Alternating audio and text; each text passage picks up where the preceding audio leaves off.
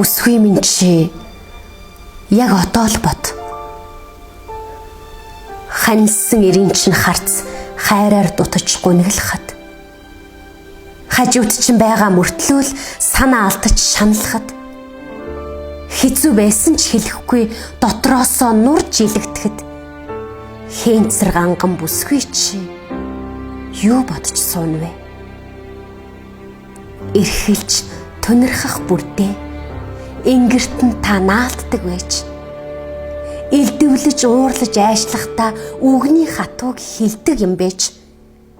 Эр хүн юм чинь твчгэл ёстой гэж хатуурхдаг байж. Эвэлж ганцхан удаа аргадаад уучлал гуйж үтсэн билүү. Бүсгүй минь чи юунд гомдох вэ? Танил төдий бүсгүйтэй нь хардаж мөшгөж хэмэлдэг байж. Танхил багын найзууд нь хөөх шахын түлхдэг байж. Таарснаа л өмсөд гарахт нь өрөвдөж ганцхан удаа бодоогүй байж. Таны мэдэлд бүрэн байх ёстой цэрэг шиг л бодож тушаадаг байж. Бүсгүй та хэний нөхөр татаарах нь вэ? Уучлаарай бүсгүй минь. Чи даварч байна. Угаасаа л миний зөв юм чиндээ гэж бодож байна. Андуурч байна. Уйлах, уурлахаараа л бид тэднийг айлгаж байна. Уучлал, ухаарл бүсгүйчүүд бидэнд хэрэгтэй юм байна.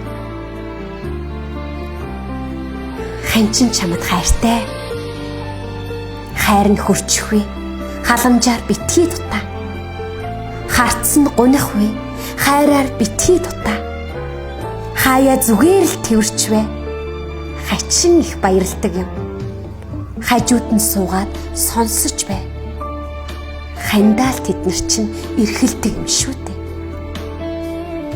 Ядраад эрэхт нь ядаж инээгээд огтчихвэ. Яах вэ? Заримдаа наригч цэнгэг битгий зэмэл. Ялж ялагдах хорвоогийн ээлжинд чийл ханыгаа аргатна шүү дээ. Бэр чадал нь хансан бар шиг ир байлаач. Бүлээн харц халуун хайранд чинь зөөлөрдөг юм шүү дээ.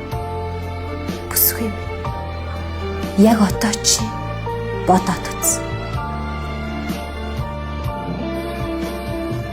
Утгын чандад ухаан тэлмүй, ухаарлын адагт үнэнд хүрмүй. Яруу найрын уран зохиол та бидний ухамсарын гэгээ